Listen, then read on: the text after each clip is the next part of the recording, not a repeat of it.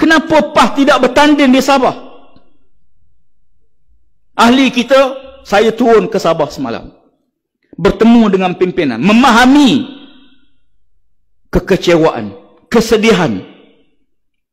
Tetapi, kita melihat kepada agenda yang besar.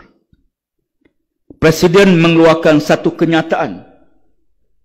Alhamdulillah, seluruh jentera parti akur, termasuk seluruh pimpinan petugas di Sabah akur pada keputusan parti kerana melihat kepada agenda besar. Jangan kita terperangkap dengan agenda musuh supaya kita bertanding, akhirnya pecah dan mereka akan mencapai kemenangan. Kita berjaya mengelak perangkap yang dipasang oleh musuh. Presiden menyatakan bahawa kita buat keputusan demi mengelak perpecahan yang menyebabkan kita akan hilang peluang bagi mencapai kemenangan. Terkadang kita terpaksa tunduk kepada suatu keputusan besar. Sedikit pengalaman saya nak berkongsi. Tidak banyak tempat saya berkongsi cerita ini. Menghadapi pilihan ke-12. Pada waktu itu, PAS kita berada dalam perikatan, dalam barisan alternatif. Dalam Pakatan Rakyat. Kita mengagih jumlah kursi berdasarkan parti-parti yang ada. Bilangan kursi. Bukan di mana kursi itu. PAS dapat berapa, PKR berapa, DAP berapa. Salah satu kursi itu, kursi yang dituntut oleh PKR, pada asasnya, kursi itu berada di Kelantan. Parti buat keputusan, kita tak boleh serah kursi di Kelantan kerana kursi ini kursi yang kita pasti menang. Data yang kita ada. Rakan kita PKR pada waktu itu, dia kata tak kisah asal jumlah, kami nak jumlah yang cukup. Akhir kita swap, kita tukar. Kelantan tukar dengan Pahang. Kelantan tukar dengan Pahang. Don kita di Kelantan kekal pada PAS, don PAS di Pahang tukar kepada PKR. Tentulah pimpinan di peringkat kawasan tak boleh tengok, tak nampak. Pimpinan negeri pun tak nampak. Pimpinan pusat saja tahu. Maka kerana itu kita tukar. Ya. Akibatnya, tentulah rakan kita di Pahang tak puas hati. Kenapa kami diberi? Kita kata, daripada kita beri kursi yang kita menang, maka kita kena pertahankan kursi yang kita yakin menang. Tetapi, apa yang berlaku? Berlaku tak puas hati, keluar parti, hantar jadi calon bebas. Bertanding di calon bebas, hilang deposit. Itu tak apalah. Parti, kawasan sebut pecah. Sebab yang keluar ialah pimpinan tertinggi kawasan. Tuan-tuan sekalian, sahabat-sahabat semua, akhir jadi DAP semua sekarang. Yang keluar tu DAP sekarang. Sebab itu kadang-kadang keputusan penting besar begini, kita dengar dan kita patuh. Keputusan strategi yang tak semua kita boleh maklum kepada ahli-ahli kita. Dalam peristiwa peperangan Zatus Salasin, sahabat tak puas hati bila Nabi melatih Amr bin As jadi panglima tentera. Kan dia baru masuk Islam dalam 6 bulan baru. Sedangkan bersama tentera dia ada Umar Abu Bakar As-Siddiq, ada Umar Al-Khattab. Tiba-tiba Nabi lantik Amr bin As. Bergerak tentera pertama 200 orang. Suatu nak bergerak, Nabi SAW memakai pada kepala Amr bin As satu ikatan kain. Pergilah kamu dan bawa balik kemenangan. Dan bawa balik kekayaan khazanah, rampasan perang sebagai tanda kemenangan. Amr bin As bertolak. Sampai tengah malam, di kawasan yang sangat sejuk, Zatus Salasin utara, sangat sejuk. Madinah ni kita fahamlah kalau waktu sejuk, dia sangat melampau sejuk. Tentera-tentera mencadang untuk mengunggun api bagi mengurangkan kepanasan, memanaskan badan masing-masing. Lalu Amr kata, jangan siapa-siapa yang gua api. Siapa-siapa yang gua api, aku akan campak di dalam api.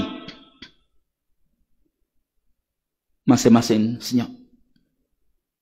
Umar Al-Khattab tak puas hati. Umar datang kepada Abu Bakar. Ya Abu Bakar, tentera kita kesejukan. Kenapa panglima tentera tak benarkan kita unggun api? Nanti tentera kita kesejukan. Apa kata San Abu Bakar? Ya Umar, dia ketua, patuh. Dia ketua kita, Nabi lantik dia. Tanggungjawab kita patuh kepada keputusan dia. Umar pun senyap. Umar tak kata aku pun setuju dengan kau juga.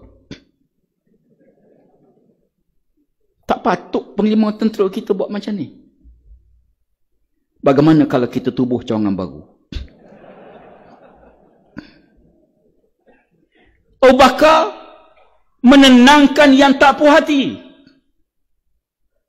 Tanggungjawab pemimpin meredakan kepanasan, menyelesaikan masalah, menunduk perkara-perkara yang sengaja disebar oleh musuh di pedalaman dan peluar.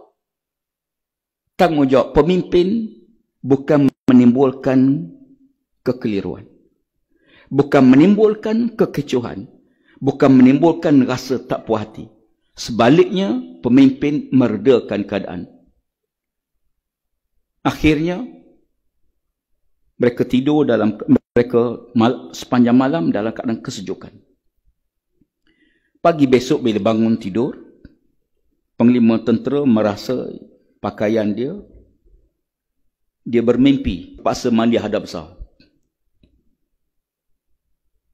Dia bawa kepadanya air. Dimasukkan tangan dia, sejuk sangat. Lalu dia bertayamum. Dia tidak mandi hadap besar. Sahabat-sahabat rasa, kenapa tak mandi air ada? Tayamum bila tak ada air. Ni air ada. Kenapa bertayamum? Apakah kata dia ketua kita? Sampai waktu sembahyang subuh, dia menjadi imam sembahyang subuh. Makmum masing-masing kata, mana boleh tayamum jadi imam? Kita berwuduk. Dan kita belajar kaedah fiqh. Kalau dia yang berwuduk, dia bertayamum, yang berwuduk tu jadi imam. Tapi dia imam. Mereka mengadu, ya Abu Bakar pasal apa? Waktu dia ketua kita. Patuh. Besok berlaku peperangan. Alhamdulillah. Serangan kali pertama di waktu musuh belum bersedia, menyebabkan musuh bertempiaran lagi. Dan sebahagian harta rampasan perang dapat dirampas. Sebahagian tentera mengejar musuh. Dan musuh lari ke suatu jalan. Ya. Tiba-tiba Amr bin As kata, berhenti. Berhenti semua. Mari kita balik ke Madinah. Keputusan yang sangat tidak disetujui oleh sebahagian besar tentera Islam. Kenapa kita tak teruskan serangan? Kalau kita terus, kita pasti mencapai kemenangan besar, kata mereka. Kata Amr, tidak. Berhenti. Mari kita balik ke Madinah. Ada orang tanya, kenapa PAS tak letak dia calon di Sabah? Letak dia 10. Ini kekuatan parti kita. Syiar kena ada. Bendera PAS kena naik. Walaupun hilang deposit.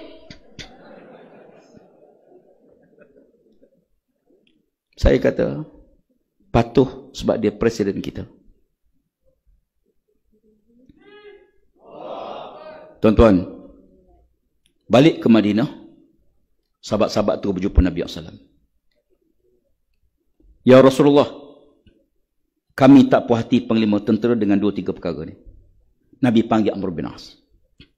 Pertama, kenapa kamu tak benarkan tentera unggun api? Sedangkan kamu tahu tentera dalam kesejukan. Dia kata, ya Rasulullah, aku tahu geografi tempat medan perang Zatus Salasin. Kita berada satu bukit, ya Rasulullah. Musuh kita berada di bukit sana. Kalau kita unggun api, Musuh tahu di mana kita berada dan musuh tahu berapa ramai jumlah tentera kita. Sebab itu aku tak benarkan orang api supaya musuh tak tahu kehadiran kita. Kata orang Kedah, awak tak beritahu.